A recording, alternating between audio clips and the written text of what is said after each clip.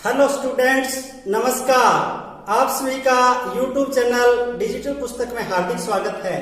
आज हम कक्षा 7 के गणित विषय में प्रश्नावली 1.3 के सवाल हल करेंगे। चलिए हम सबसे पहले पहला ही सवाल हल करते हैं। और पहला सवाल है, निम्नलिखित गुणनफलों को ज्ञात कीजिए। और इसके अंदर 5-6 सवाल दे रखे हैं।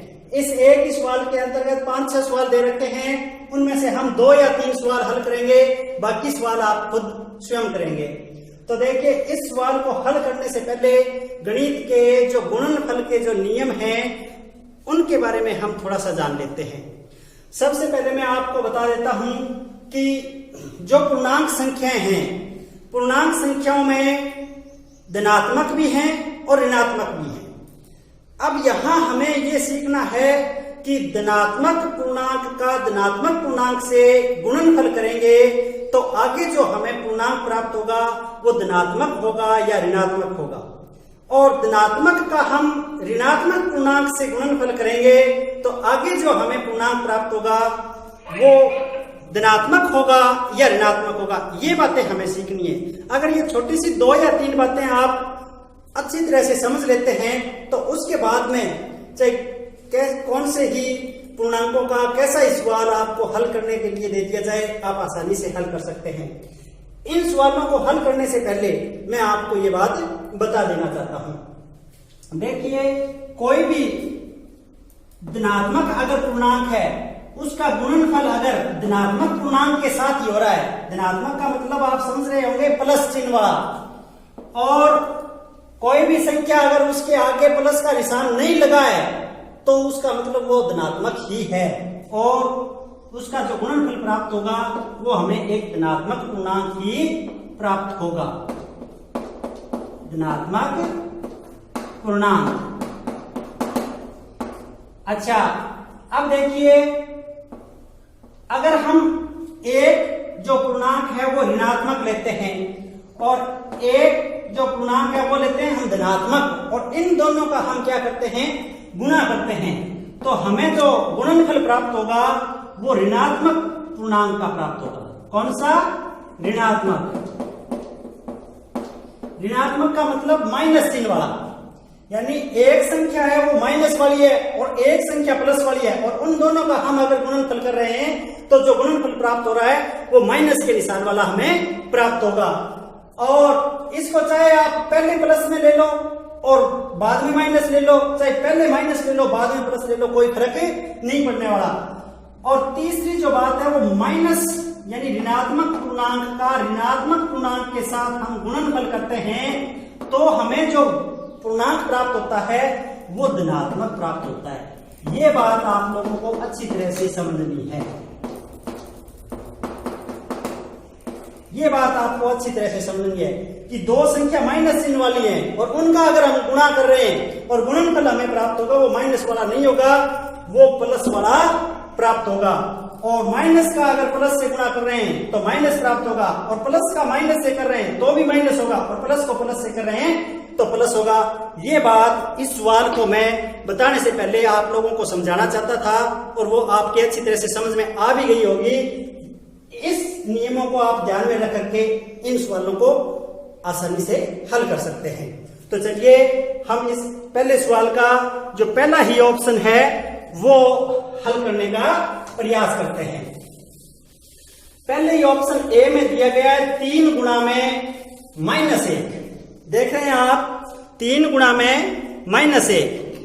तो ये कौन सा पूर्णांक है? धनात्मक। और ये कौन सा है? ऋणात्मक। मैंने बताया था आपको धनात्मक का ऋणात्मक के साथ गुणा होता है तो ऋणात्मक पूर्णांक हमें प्राप्त होगा, और 3 को 1 से गुणा करेंगे तो 3 ये अपना उत्तर प्राप्त है। -3 इसका आंसर हुआ।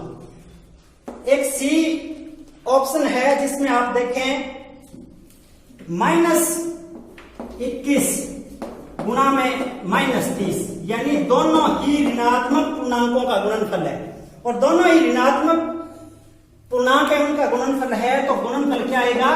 धनात्मक। ये मैंने आपको बताया था। और जब धनात्मक हो तो उसमें निशान लगाने की भी जरूरत नहीं होती है। और इसको 21 को 30 से गुणा करेंगे तो 21 या 63 630 आएगा और प्लस में आएगा। इसी तरह से आप बाकी के जो ऑप्शन हैं उनको हल करने का प्रयास करें। अब हम दूसरा सवाल हल करते हैं। अपना दूसरा सवाल है निम्नलिखित को सत्यापित कीजिए। इसमें दो सवाल हैं, एक सवाल हम हल कर लेते हैं। एक सवाल में दे रखा है 18 गुना में ब्रैकेट चालू 7 प्लस में छोटा ब्रैकेट चालू -3 छोटा ब्रैकेट और बड़ा ब्रैकेट बंद, बराबर का निशान देकर के 18 गुना में 7 प्लस में 18 गुना में -3। इसको सत्यापित करना है कि बराबर के निशान से बाएं पक्ष की और दाएं पक्ष की राशि है उसका मान एक ही आ रहा है, ये हमें सत्यापित करना है। देखिए ये जो पूर्णांकों के गुणनफल का एक जो नियम है, योग पर वितरण का नियम, वो यहां पर लागू होता है। योग पर गुणन का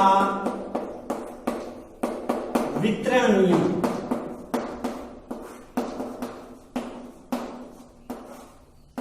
ये एक गुण है, पूर्णांक संख्याओं का एक गुण है। इस गुण के आधार पर हम इसको हल करने का प्रयास करेंगे। देखिए मैं यहां आपको बता देना चाहता हूं कि 10 को अगर हम 16 से गुणा करते हैं तो आप सभी का जवाब होगा 160। कोई समस्या? कोई समस्या नहीं। अब देखिए अगर इसी गुणनफल को हम टुकड़ों में डिवाइड करके और जोड़ के रूप में भी साथ में दर्शाएं। देखिए 10 को एक बार गुणा कर देते हैं 10 से और उसमें जोड़ कर लेते हैं और एक बार 10 को गुणा कर देते हैं 6 से, तो क्या कोई अंतर होगा? देखिए इस 16 को एक तो 10 और एक 6, दो टुकड़ों में हमने इसको डिवाइड कर दिया। तो 10 को 10 से गुणा करेंगे तो 100 और 10 को 6 से गुणा करेंगे तो 60 और इनको जोड़ेंगे तो 160। समझ में आई बात कि इस 16 को दो भागों में डिवाइड कर दिया, 10 और 6, तो यहां योग पर गुणन का वितरण हुआ है। इस योग के ऊपर गुणन का क्या कर दिया? वितरण। और योग पर गुणन का वितरण क्यों करते हैं? अपनी जो गुणनफल की जो प्रक्रिया है उसको सरल बनाने के लिए, गुणनफल की प्रक्रिया को सरल बनाने के लिए हम ऐसा करते हैं।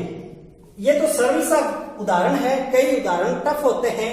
जैसे हमें 99 को 16 से गुणा करना है तो हम ये सोचते हैं कि 99 को 16 से गुणा करेंगे तो एक लंबी प्रक्रिया है। अगर हम 16 को 100 से गुणा करते हैं तो बहुत सरल है, 1600 और उसमें से 99 का करना है तो एक 16 घटा देते हैं तो अपने आसान सा उत्तर प्राप्त हो जाता है। तो ये ऐसा नियम है, वो योग पर गुणन का वितरण नियम कहलाता है। किसी भी संख्या उसके टुकड़े करके दो भागों में उसका गुणन करके योग कर लेते हैं, उत्तर वही आना होता है और प्रक्रिया क्या हो जाती है? सरल हो जाती है। तो चलिए इस आधार पर हम, इस नियम के आधार पर हम इसको सत्यापित करने का प्रयास करते हैं।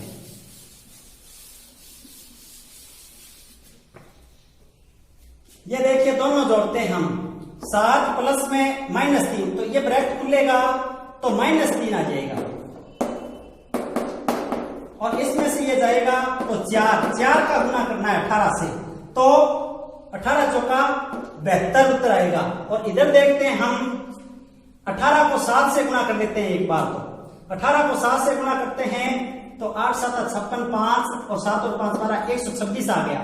और इसमें जोड़ कर लेते हैं 18 को 3 से गुणा करके, और 18 किया 54 और 54 है माइनस के, तो इसमें से 126 में से 54 घट जाएगा और घटेगा तो उत्तर आएगा 72। तो इस पक्ष का उत्तर भी 72 है और इस पक्ष का भी उत्तर 72 है, तो ये दोनों क्या हैं? बराबर हैं। और यही हमें सिद्ध करना था, बायां पक्ष बराबर दायां पक्ष। इसी प्रकार से आप बी ऑप्शन को हल करने का प्रयास करें। अब चलिए अगला तीसरा सवाल हम हल करते हैं। प्रश्न नंबर 3 के दो भाग हैं। पहला भाग है किसी भी पूर्णांक a के लिए -1 गुणा में a किसके समान है।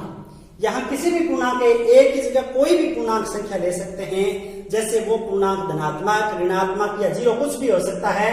उसके लिए -1 गुणा में a का मान हमें ज्ञात करना है, यानी उस पूर्णांक का -1 के साथ गुणा करेंगे तो क्या जवाब आएगा। यहां मैं आपको एक छोटा सा नियम बता देना चाहता हूं कि संख्या 1 है वो पूर्णांकों के लिए तत्समक गुणक है, यानी उस संख्या का 1 के साथ गुणा करेंगे तो वही संख्या प्राप्त होगी। हमें किसी भी संख्या को 1 के साथ गुणा प्राप्त करेंगे तो जिस संख्या से हम गुणा कर रहे हैं वही मान प्राप्त होगा, इसलिए उसे हम तत्समक संख्या बोलते हैं। देखिए यहां हम एक की जगह कोई भी संख्या रखें और अगर हम उसका -1 के साथ गुणा करेंगे तो इसका जवाब हमें वो संख्या है उसके आगे माइनस का निशान लगा दिया जाएगा। ठीक है, तो यहां अपना जवाब आएगा -a। a को जब 1 से गुणा करेंगे तो a और माइनस का चिन्ह है इसलिए माइनस, तो पहले प्रश्न का अपना जवाब हुआ -a। और दूसरा है वह पूर्णांक ज्ञात कीजिए। कोई संख्या ज्ञात करनी है जिसका -1 के साथ गुणनफल है, वही बात है -1 के साथ, तो वह पूर्णांक ज्ञात करेंगे तो वो खुद संख्या ही होगी। 1 के साथ अगर हम गुणा करेंगे तो वो खुद संख्या ही होगी। अब -1 के साथ गुणा हो रहा है तो देखिए कौन सी संख्या होगी जिसका -1 के साथ गुणा करेंगे तो -22 प्राप्त होगा। तो यहां कोई ऋणात्मक होगा तब जाकर के ये ऋणात्मक पूर्णांक हमें प्राप्त हो रहा है, और वो क्या होगी संख्या वो खुद ही 22 की 22 को -1 से गुणा करेंगे तो -22, तो अपना यहां जवाब क्या आया 22। यहां 37 है तो -1 के साथ हम जब गुणा करेंगे, -1 के साथ जब हम गुणा करेंगे तो 37 हमें कैसे प्राप्त होंगे, ये बात हमें ध्यान रखनी है। और यहां कोई निशान नहीं लगा, इसका मतलब धनात्मक, तो -1 का गुणा अगर हम किसी माइनस वाली संख्या से करेंगे तब ये होगी, और 1 से गुणा करेंगे तो वो खुद संख्या होगी। तो यहां अपना उत्तर आया -37, और 0 उत्तर लेने के लिए उस संख्या के साथ हमें 0 का ही गुणा करना पड़ेगा। तो -1 के साथ हम 0 का गुणा करेंगे तो 0 आएगा। यहां 0 के आगे प्लस और माइनस लगाने की जरूरत नहीं होती है। प्रश्न नंबर 4, प्रश्न नंबर 4 को आप ध्यानपूर्वक पढ़िए अपनी बुक से। -1 गुणा में 5 से आरंभ करके विभिन्न गुणनफलों द्वारा कोई पैटर्न दर्शाते हुए -1 गुणा में -1 बराबर 1 को निरूपित करो। हमें ये बात सत्य साबित करनी है कि -1 को हम -1 से गुणा करेंगे तब 1 आएगा। अब यहां आप देखिए कि किसी भी संख्या को हम किसी संख्या से गुणा कर रहे होते हैं, इसका मतलब उतनी बार उस संख्या को जोड़ रहे होते हैं। यहां हम एक ये उदाहरण लेकर के इसको हल करने का प्रयास कर रहे हैं। देखिए -1 गुणा में 5 बराबर 5 और किसके माइनस के प्राप्त हो रहे हैं। यहां अगर हम 5 से 4 लेकर के आते हैं, 5 से क्या कर रहे हैं 4 कर रहे हैं, तो ये जो मान हमें प्राप्त हो रहा है -4, ये इस चीज के बराबर हो रहा है कि इस -5 में से एक जो -1 है वो घटा दिया। इस -5 में से एक -1 है वो हमने क्या कर दिया कम कर दिया। यहां कितनी बार था ये 5 बार, और यहां कितनी बार है 4 बार। 4 बार है, इसका मतलब 1 बार कम है, तो इसका जो जवाब था उससे 1 बार घटा दिया। या इसमें से ये घटाएंगे तो माइनस माइनस क्या हो जाएगा प्लस, तो -5 बराबर देखिए -5 प्लस 1 बराबर क्या मान आएगा -4, जो इस राशि के बराबर है। ये बात मैं आपको बार बार नहीं बताने वाला, एक बार में समझ लो कि यहां -1 को कितनी बार गुणा किया गया है 5 बार, तो -5 उत्तर आ रहा है। यहां -1 को कितनी बार किया गया है 4 बार, तो -4 आ रहा है। ये तो बात ठीक है, लेकिन ये इसके बराबर कैसे है, इसके बराबर इसलिए है कि ये जो मान है इससे ये 1 कम है, और इस मान से ये 1 कम करके यहां लिखा गया है। अब -1 को 3 से गुणा करेंगे तो -3 आएगा, जो -4 माइनस में -1 बराबर -4 प्लस 1 बराबर -3 जवाब होगा।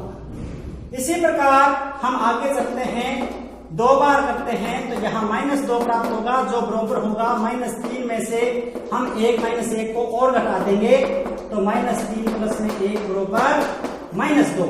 और ये हम जब तक चलते रहेंगे तब तक हमें पूछा गया है यहाँ -1 आएगा, -2 माइनस में 1 बराबर -2 प्लस 1 बराबर -1। अब हम चलते हैं इसको -1 को गुणा करते हैं 0 से, तो 0 आ जाएगा।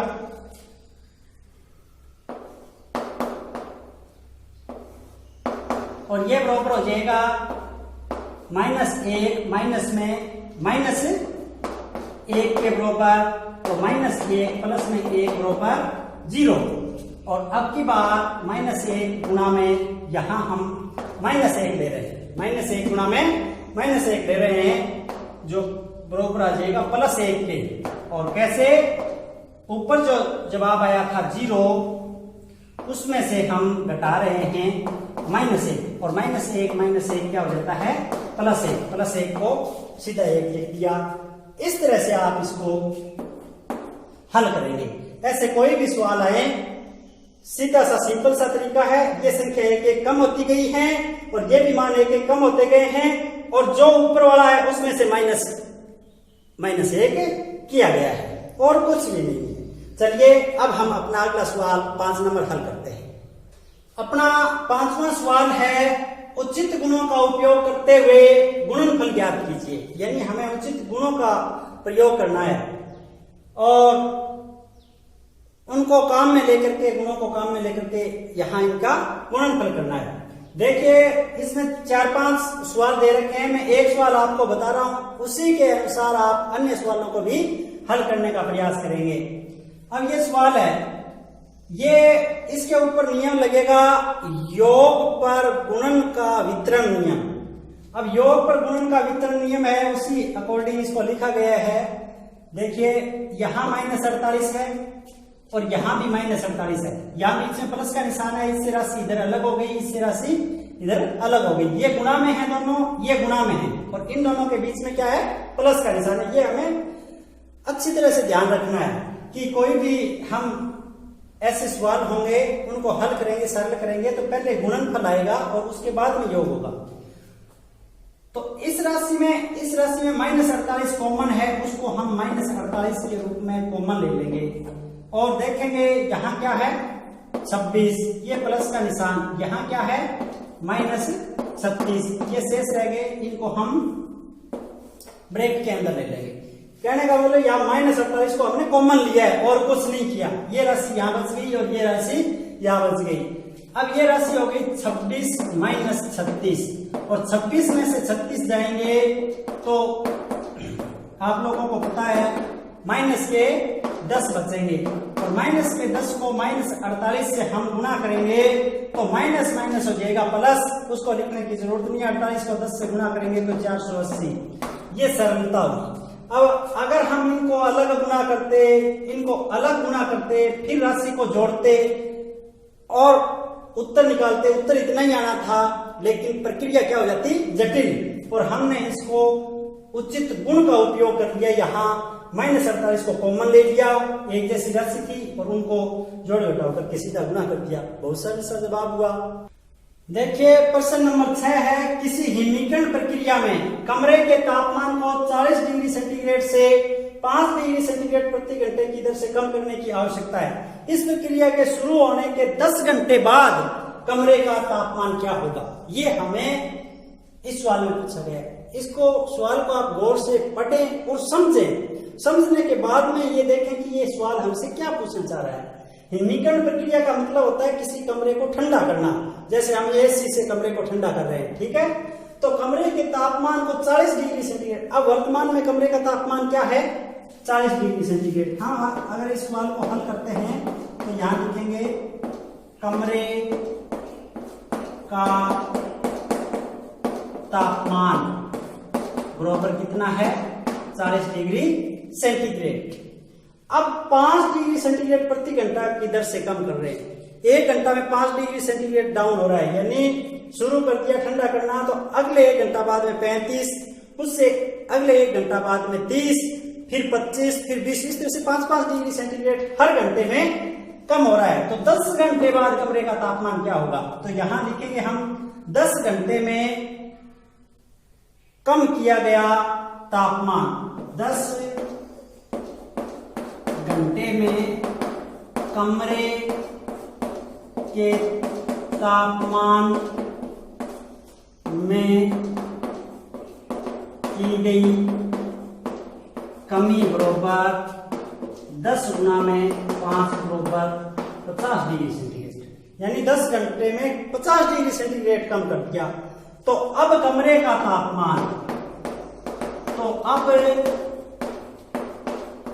कमरे का तापमान जो पहले था उसमें से कम किया, उसको कम कर देते हैं। 40 था, अब 50 कम कर दिया, तो कम करेंगे तो कितना आ गया, -10 डिग्री सेंटीग्रेड अपना इसका जवाब आ जाएगा। समझ में आ गई? 10 घंटे में 50 डिग्री सेंटीग्रेड कम हो गया और कमरे का था कितना, 40, तो 40 तो वो उल्ट ही गया और उल्टा माइनस में 10 डिग्री सेंटीग्रेड, यानी ऋणात्मक मान आ गया इसका। अब चलिए हम अगला सवाल हल करते हैं। सवाल नंबर 7। प्रश्न 7 में एक कोई प्रश्नोत्तरी या परीक्षा है जिसमें क्या है कि सही उत्तर के लिए तो 5 अंक दिए जाते हैं, गलत उत्तर के लिए -2 अंक यानी ऋणात्मक अंक दिए जाते हैं, और कोई नहीं करता है प्रश्न उसके लिए 0 अंक दिए जाते हैं। ये 3 शर्त हैं, 1, 2 और ये 3 शर्त हैं। पहली शर्त तो ये है कि प्रश्न सही किया तो 5 अंक मिलेंगे, प्रश्न को का उत्तर है वो गलत दे दिया तो -2 हो जाएंगे, आगे आए हुए उनमें से कट जाएंगे, और नहीं किया है तो 0। मोहन ने उस परीक्षा में भाग लिया, 4 प्रश्नों के सही उत्तर दिए, 6 प्रश्नों के गलत उत्तर दिए, तो उसने कितने प्राप्त किए, तो यहाँ 4 प्रश्न उसने सही किए थे, उसके लिए 5 1 का है तो 5 चौका 20 अंक मिल गए उसको, और 6 प्रश्न उसने गलत किए तो -2 के हिसाब से -12 अंक उसके कट गए, तो कुल प्राप्त अंक इसमें से घटाएंगे तो 8 अंक उसको प्राप्त होंगे। ये अपना जवाब होगा। मोहन ने इस परीक्षा में 8 अंक प्राप्त किए हैं। आगे वाला जो दूसरा और तीसरा इसका भाग है वो आप खुद इसको करने का प्रयास करें। 8 नंबर सवाल में कोई कंपनी है, वो सीमेंट का निर्माण करती है और 2 प्रकार की सीमेंट बनाती है, एक तो सफेद रंग की सीमेंट और एक स्लेटी रंग की सीमेंट यानी ग्रे। जब वो सफेद सीमेंट की एक बोरी या एक थैला जब बेचती है तो उसको 8 रुपए का लाभ होता है एक बोरी के ऊपर, और स्लेटी सीमेंट की जब वो एक बोरी बेचती है तो उसको 5 रुपए हानि होती है। यहाँ ये बात हमें ध्यान रखना है कि किस पर लाभ हो रहा है और कौन सी बोरी पर हानि हो रही है। ये शर्त हो गई 2। इन शर्तों के अकॉर्डिंग सवाल दिए गए हैं, 2 सवाल दिए हैं, उसमें से एक सवाल हम हल करेंगे, दूसरा आप हल करने का प्रयास करेंगे। सफेद सीमेंट पर तो 8 रुपए प्रति बोरी लाभ हो रहा है और स्लेटी सीमेंट पर 5 रुपए प्रति बोरी के हिसाब से हानि हो रही है, तो किसी महीने में वह कंपनी 3000 बोरी तो सफेद सीमेंट बेच रही है और 5000 बोरी जो स्लेटी सीमेंट है वो बेच रही है, तो उसका लाभ और हानि हमें ज्ञात करना है। इसमें लाभ भी हो सकता है और हानि भी हो सकती है, हमें बताना है कि इसको हानि हो रही है या लाभ। तो देखिए इसको हम हल करते हैं। सफेद